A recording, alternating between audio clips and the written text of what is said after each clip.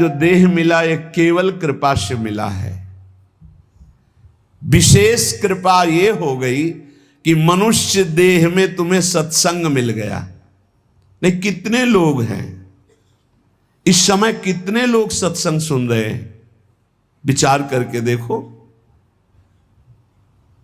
135-40 करोड़ जनसंख्या हमारे भारत की ही है। कितने लोग हैं? 1500 लोग होंगे, 2000 होंगे। कितने लोग सुन रहे हैं? कितना अहोभाग्य है।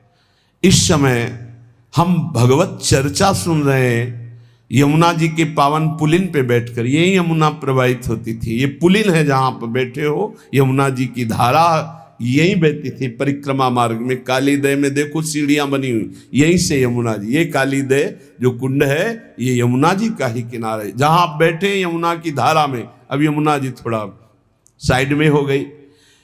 हमें वृंदावन में प्रिया प्रीतम की महान कृपा भरे सत्संग सुनने को मिल रहा है। ये विशेष कृपा। इस पर भी विशेष कृपा कि हमारी बुद्धि भजन करने के लिए, सब कुछ त्यागने के लिए तैयार है। विशिष्ट कृपा। हमारी बुद्धि अब कह रही कि छोड़ो सब कुछ, भजन में लगो, भजन में लगो। इस सुअवसर को हाथ से मत जाने देना, नहीं तो कृपा का अपमान करने वाला केवल पछताता ही पछताता है। ये अहेतुकी कृपा हो गई है। तुम बड़े भाग्यवान हो अगर तुम्हारा मन श्री प्रिया प्रीतम के भजन में लग रहा है, तो तुमसे बड़ा कोई राजा नहीं है। दुखी मत हो। और जिनका भजन में मन नहीं लगा, भोगों में लगे, उनसे बड़ा कोई कंगाल नहीं। चाहे कोई कितना भी बड़ा धनी जमींदार, चाहे जितना बड़ा पदाधिकारी हो, यदि भगवान से विमुख है, धर्म से विमुख है, अधर्माचरण करता है और खूब ऐश्वर्य वैभव, तो उससे बड़ा कोई भिखारी नहीं। क्योंकि हाथ में कुछ नहीं लगेगा पाप के सिवा।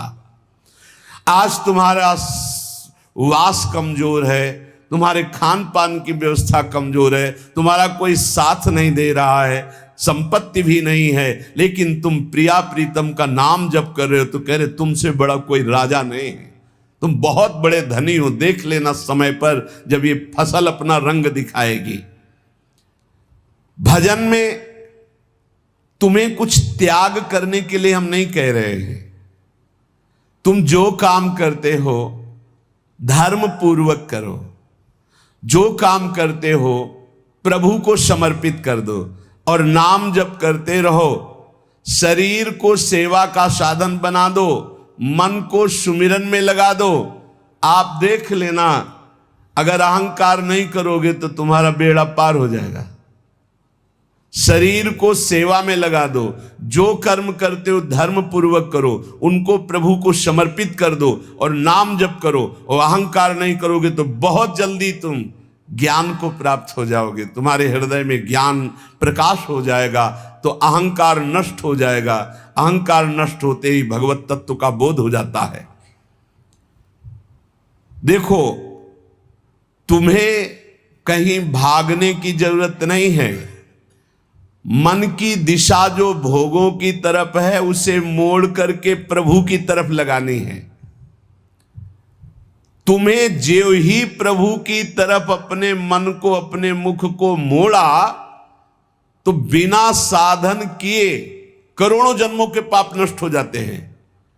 सन्मुख हो ही जीव मोहि जब ही, जन्म कोटि अघ नाशो तब ही।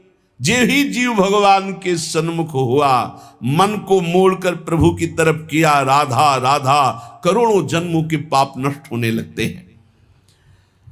जिनका भोगों की ओर मन है, चिंता, शोक, भय, दुख, जन्म मृत्यु ये नहीं हटेगा। चाहे जितना रुपया जमा कर लो, चाहे जितना भोग भोग लो, चिंता, शोक, भय, मृत्यु ये तुम्हें सताते रहेंगे। नरक के निंदनीय गर्त में तुम्हें गिरना पड़ेगा, महान दुख भोगना पड़ेगा। इसलिए तुम पर भगवान की कृपा हो गई है। मनुष्य शरीर, सत्संग, भजन की महिमा। अब आप अपने ऊपर कृपा कर लो कि भजन में मन को लगाओ।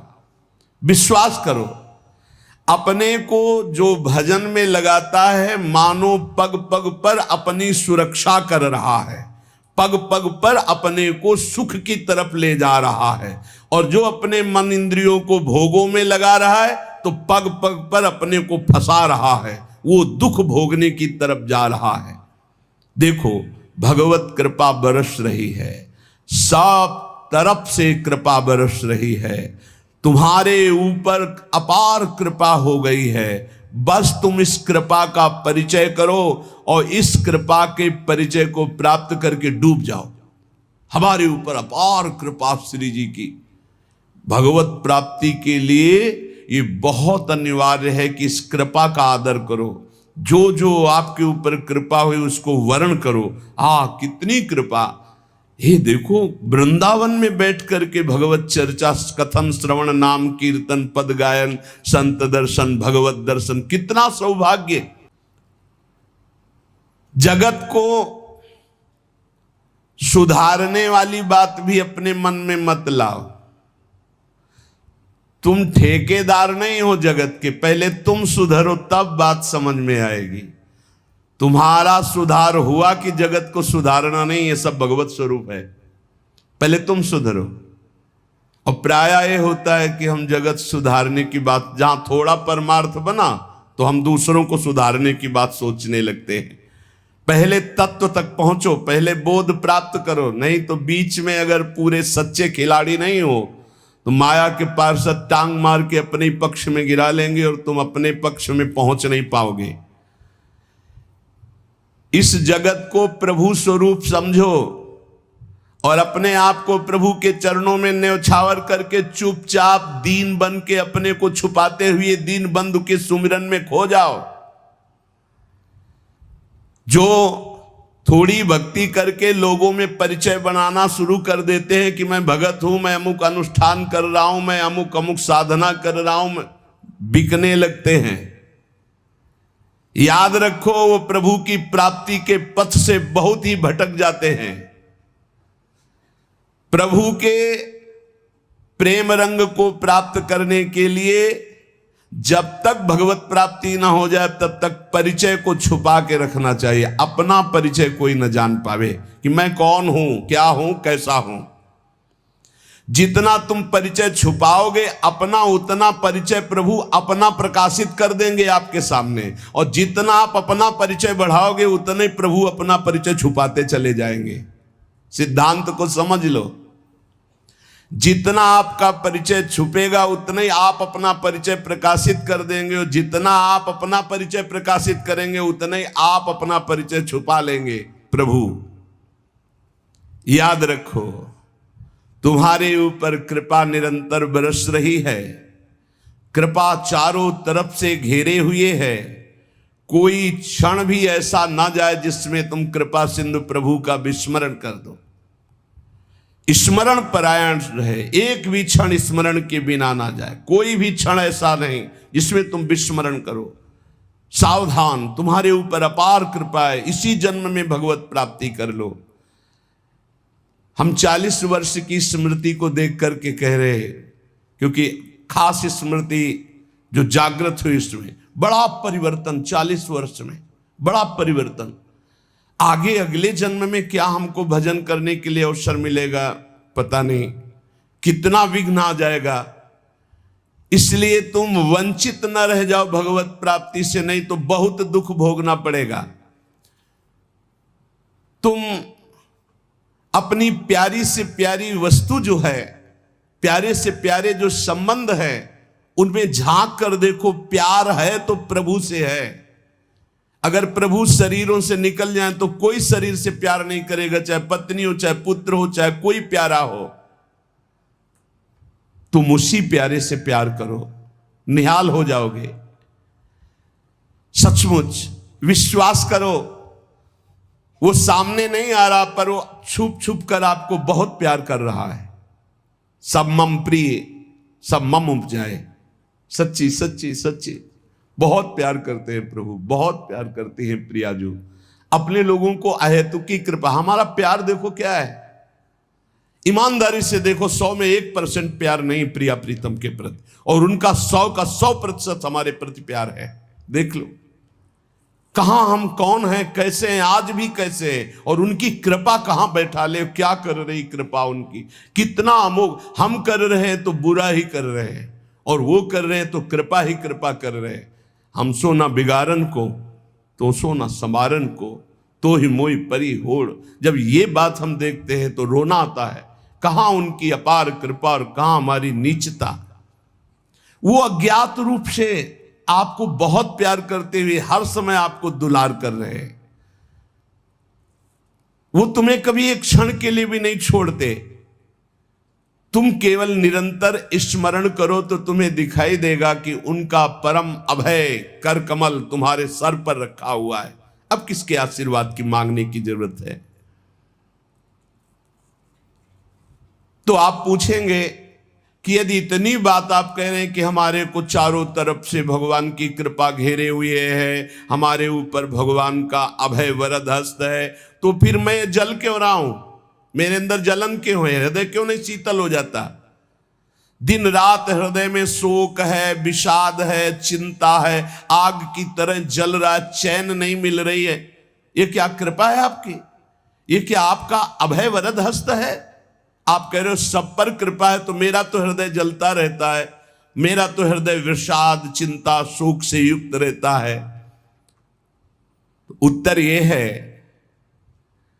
ना आग है ना जलन है, तुम समझ नहीं पा रहे हो, तुम्हारी उल्टी सोच की जलन है, तुम्हारी उल्टी समझ के कारण ये जलन है। अगर समझ जाओगे तो निहाल हो जाओगे। तुम्हारी उल्टी चाल है, दुख की तरफ चल रहे हो, असत का चिंतन कर रहे हो, जो जलन है उसका चिंतन कर रहे हो, उसमें फंसे हो, इसलिए जल रहे हो। क्या होगा इतनी संपत्ति से? क्या होगा इतना हो जाए तो? आज तक कोई ऐसा मिला हो कि हाथ उठा के भगवान से कह दिया हो कि बस अब मत देना, संपत्ति हमारे लिए पर्याप्त है? कभी नहीं।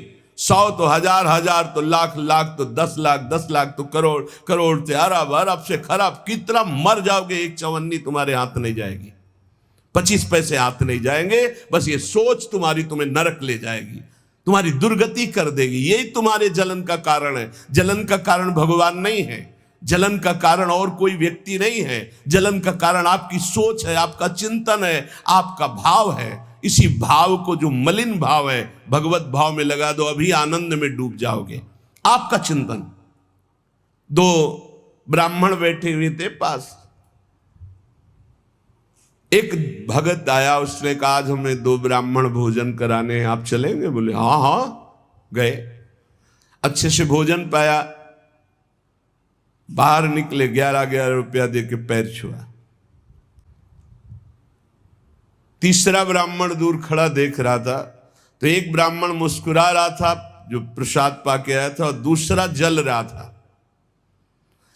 तीसरे ब्राह्मण ने पूछा कि आप मुस्कुरा क्यों रहे? तुम कहा यार आज तो भोजन की भी व्यवस्था नहीं थी, भगवान ने कितनी कृपा की, भोजन भी मिला, 11 रुपया दक्षिणा मिली।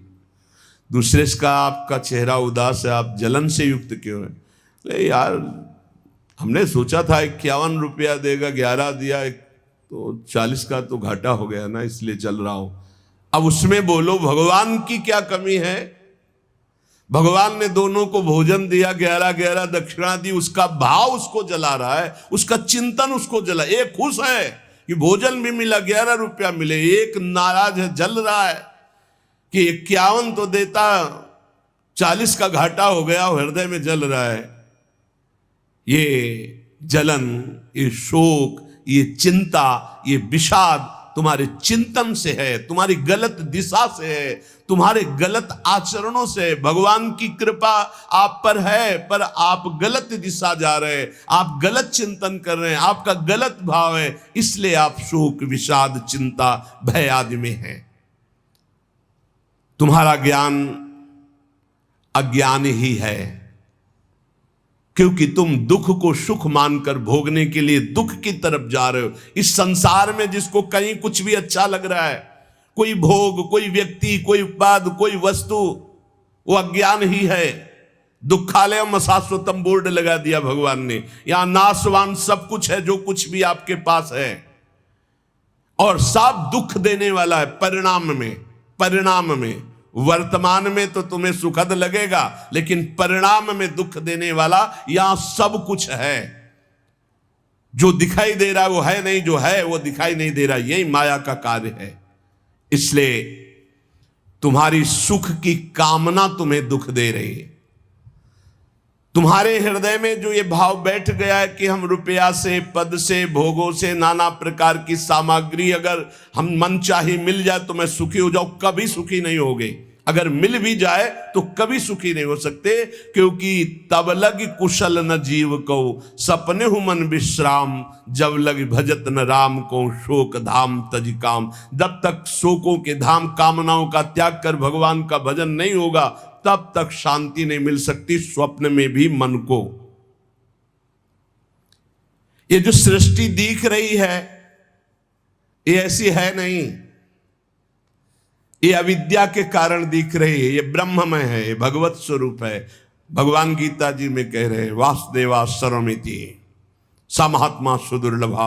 जो महान आत्मा ऐसा देखता है कि सब भगवान, केवल भगवान, पूरे के पूरे भगवान, मत्ता परतरम नान्यत किंचिदस्ति धनंजय, किंचन मात्र कुछ और नहीं, वो भगवान की कृपा से परमानंद में डूबता है। चलो, यदि तुम नहीं सुधर सकते, नहीं छोड़ सकते, तो जो होता है होने दो, तुम नाम को पकड़ लो। तुम्हारे रोकने से न मन रुक रहा है, न इंद्रियां रुक रही, न बुरे आचरण रुक रहे हैं। छोड़ो, रोकने की बात छोड़ो, पकड़ो, नाम को पकड़ो। राधा राधा राधा। अपने आप घृणा ना हो जाए तो हमसे बता देना, अपने आप घृणा हो जाएगी, पक्का हो जाएगी। बड़े बड़े विषयी पुरुषों को ऐसी घृणा हुई कि जीवन में लौटकर कभी भोगों की तरफ नहीं देखा, जीवन में लौट करके।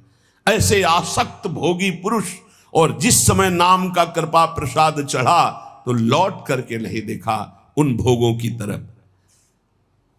तुम तो बस अपने मंगलमय प्रभु के चिंतन में चित्त को जोड़ दो, फिर देखो कैसा परिवर्तन होता है। तुम किसी स्थिति की खास कल्पना मत करो, निश्चिंत हो जाओ। तुम नाम के जपने में चित्त को जोड़ दिया तो ऐसे सुख के प्रवाह में पड़ोगे, तुम्हें पता ही नहीं है कि कितना सुख नाम जापक को मिलता है। अगर नाम जप नहीं करोगे तो तुम्हें पता है तुम सुख के लोभ में ऐसे भयानक जगह गिरने जा रहे हो जहां से तुम्हें केवल केवल हरि बचा सकते हैं, दूसरा नहीं। बड़ा सुंदर दिखाई दे रहा है, बड़ा लुभावना सुखद दिखाई दे रहा है, लेकिन भगवान से विमुख होकर जब इसको भोगने जाओगे तो ऐसा फंस जाओगे कि निकलना मुश्किल हो जाएगा। संसार एक ऐसा सुहाना दलदल है जिसमें जानबूझ के जाके फंस जाया जाता है। दलदल का मतलब होता है ऊपर से एकदम सूखी पपड़ी, ऐसा लगता है कि बिल्कुल आप थल में आराम से चले जाइए, कहीं कोई परेशानी नहीं, और जो ही गए सो गले तक गए, एकदम रबड़ी जैसा वो मिट्टी होती, धंसते चले जाओ। ऐसा दुखद, ऐसा चिंता शोक जलन वाला संसार इतना सुहावना बना है माया से कि जानबूझ करके हम इसमें कूद जाते और जलते रहते। चिंता शोक भय ईर्ष्या द्वेष काम क्रोध लोभ मोह मद मत्सर एक है, ये सब तुम्हें जला देंगे यदि नाम जप नहीं करोगे। इसीलिए हर प्रश्न का उत्तर नाम जप है, क्योंकि सब का बल नाम में ही प्रकट होता है। इस दुख से तुम कभी अलग नहीं हो सकते, ये दुख तुमसे कभी अलग नहीं हो सकता, ये जलाएगा जब तक भजन नहीं करोगे। इसलिए भजन करना सर्वोपरि बात समझ लो। अगर समझ में आ रही हो तो समझ लो, केवल इतना समझ लो, तुम नाम को पकड़ लो, नाम सबसे छुड़वा देगा आपको। एक जन्म स्वांग ही कर लो भक्ति का, झूठा खेले साचा होए, झूठा शुरू कर दो कि हमारा भाव तो नहीं बनता, हमारी भक्ति तो नहीं, पर अब कहा है तो राधा राधा शुरू करते, झूठा खेले साचा होए। ये मार्ग ऐसा है, झूठे से बोलो राम कृष्ण हरि तो आपका मंगल हो जाएगा। जे ही आप नाम जपना शुरू करते हैं तो खास बात क्या होती है कि आपके जीवन की बागडोर स्वयं श्री कृष्ण ऐसे पकड़ लेते हैं जैसे अर्जुन के रथ की बागडोर पकड़ ली। अब वो आनंद की ही तरफ ले जाएंगे, आपको दिखाई देगा क्योंकि आपके नेत्र गलत है। जहां दुख है वहां आपको आनंद दिखाई दे रहा है और जहां आनंद है वहां आपको दुख दिखाई दे रहा है। तो अब श्री कृष्ण आपकी यात्रा आनंद की तरफ करेंगे तो हो सकता है आपके नेत्रों में दिखाई दे कि दुख ही दुख है भक्ति में, लेकिन वास्तविक आनंद का मार्ग भगवान के चरणारविंद तक है। अगर इनके चरणों तक नहीं पहुंचे तो आनंद कहीं नहीं। आ ब्रह्म स्तंभ पर्यंतम सर्वम मायामयम जगत। विश्वास करो भगवान सत्य है, विश्वास करो भगवान नित्य है, विश्वास करो भगवान सर्वत्र है। तो भगवान सर्वत्र है, विश्वास करो तो भय किससे? एक क्षण के लिए भी वे तुम्हें नहीं छोड़ते, हर समय तुम्हारे साथ रहते हैं। ये बात कब जानोगे? जब नाम जप करते हुए विश्वास करोगे। भगवान तुम्हें बहुत प्यार करते हैं, वो सर्वशक्तिमान हैं। बस तुम उनकी तरफ मुड़ो, वो इतना देखना चाहते हैं। जो ही मुड़े तो सारी शक्ति लगाकर तुम्हारा कल्याण कर देंगे और वो अपार शक्तिशाली है, फिर कोई आपको डिगा नहीं सकता, गिरा नहीं सकता। हम पुकारते नहीं हैं उनको। एक बालक विद्यालय की तरफ जा रहा था तो छोटा सकरा मार्ग था, तो एक पहाड़ के टुकड़ा करके गिरा, तो वो निकलने के लिए पूरी ताकत लगा के उठाया, फिर भी नहीं उठा। फिर और ताकत लगाया, नहीं उठा। फिर पूरी ताकत लगाया, नहीं उठा और निराश होकर बैठ गया। उसका पिता देख रहा था, तेरी अभी पूरी ताकत नहीं लगी, तू मेरा बच्चा है, तेरी पूरी ताकत तो मैं हूं, मुझे पुकार। और आया और उठाकर बाहर फेंक दिया। बस हम में यही कमी है, हम बार बार माया से परास्त होकर हार कर बैठ जाते हैं, लेकिन अपने पिता को नहीं पुकारते। हमारे पिता सम्मम प्री सम्मम उपजाए प्रभु हैं, हमारा पूरा बल प्रभु हैं। अगर हम अपने प्रभु को पुकारें आर्त भाव से तो कोई भी माया का ऐसा रोड़ा नहीं है जो हमारे मार्ग में बाधा पहुंचा सके। विश्वास करो भगवान सत्य संकल्प है। विश्वास करो जब तुम उनसे मिलने का संकल्प करोगे तो तुम्हें कृतार्थ कर देंगे, पर हृदय से तुम मिलना चाहो।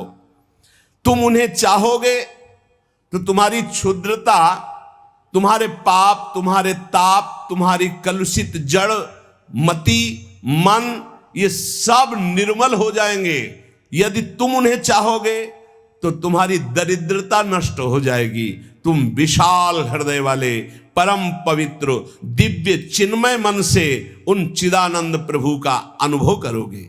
अतः तुम केवल उनकी चाह करने के लिए नाम जप करो, तभी ये चाह पैदा होगी, तभी ये चाह टिकेगी।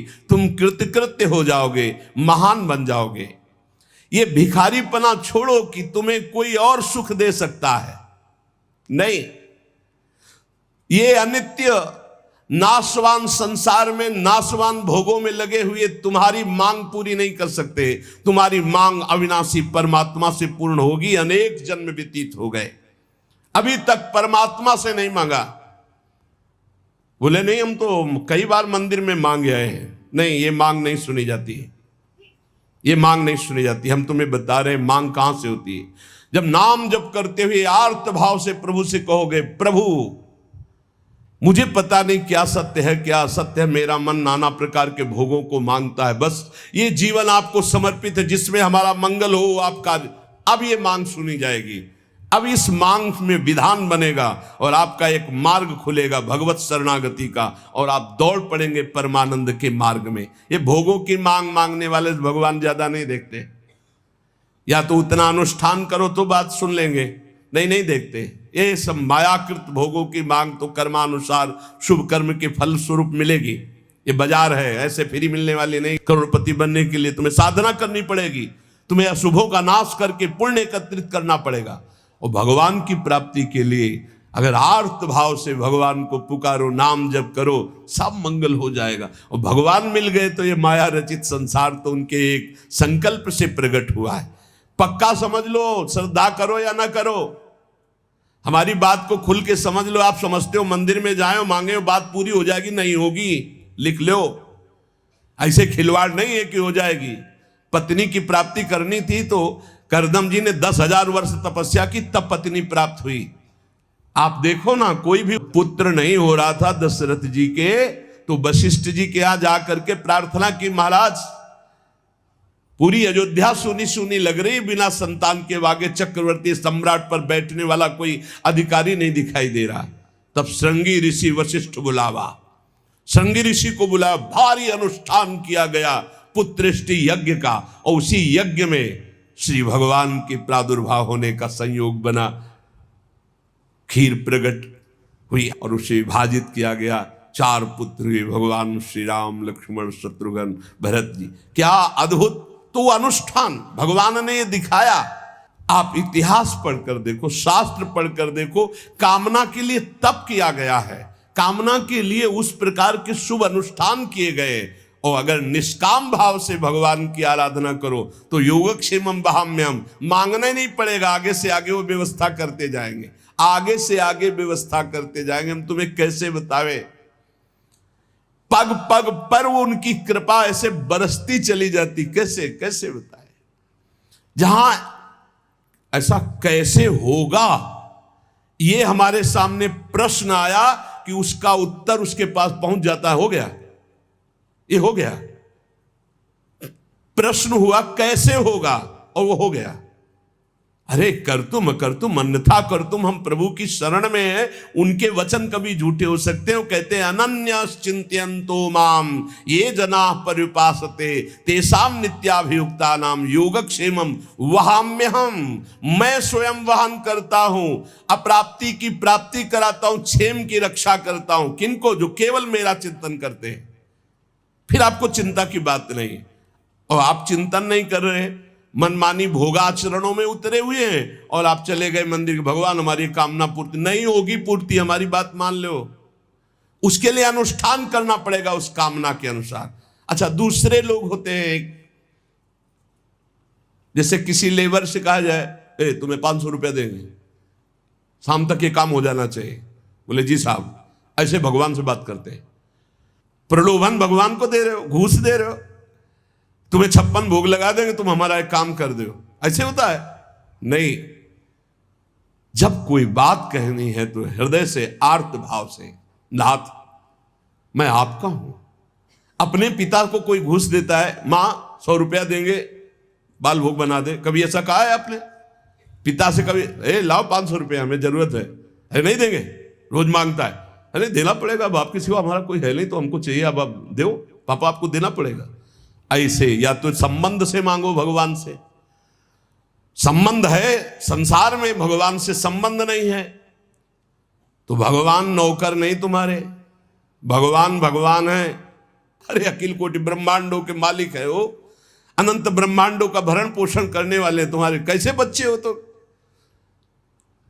कैसे बच्चे हो? अपने पिता से, अपने प्रभु से, अपने सखा से, अपने प्राण प्रीतम से कैसे तुम बात करते हो? या तो संबंध रख के बात करो, या फिर उतना साधना करो, तब तो कामनाओं की पूर्ति। साधना हो रही भोगों की, मनमानी भोगाचरण, धर्म विरुद्ध आचरण, और भगवान से जाके मांगोगे तो भगवान फिर बोले हमारी अश्रद्धा हो गई, हमारी कामना की पूर्ति नहीं की भगवान ने। तुम्हारी अश्रद्धा से क्या फर्क पड़ता है? आकाश पे अश्रद्धा करोगे तो क्या फर्क पड़ जाएगा? आकाश पे श्रद्धा करोगे तो क्या फर्क पड़ जाएगा? तुम्हारा भाव, आकाश तो बहुत दूर है, तुम छू भी नहीं सकते, ऐसे वो परमात्मा निर्लिप्त निरपेक्ष, तुम्हारे किसी भाव से वहां फर्क नहीं पड़ता। हाँ, तुम्हारे पे फर्क पड़ जाएगा, भाव करोगे तुम्हारा मंगल हो जाएगा, अभाव करोगे अपने आप नष्ट हो जाओगे।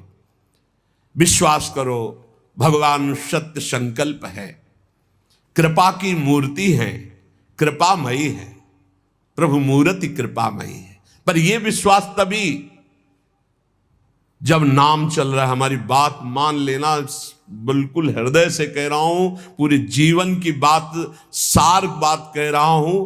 पायो नाम चारु चिंतामणि, उर करते न खसई हो अब लो नसानी, अब ना नसई हो। ओहो अब मिल गया है चिंतामणि, चिंता माने चिंतित पदार्थों को प्रदान करने वाली चिंतामणि। क्या बोले? नाम, नाम रूपी सुंदर चिंतामणि मिल गई, अब छोड़ूंगा नहीं। राधा राधा राधा राधा, हृदय रूपी हाथ से अब इस चिंतामणि को नहीं जाने दूंगा, अर्थात हृदय से निरंतर नाम जप करूंगा।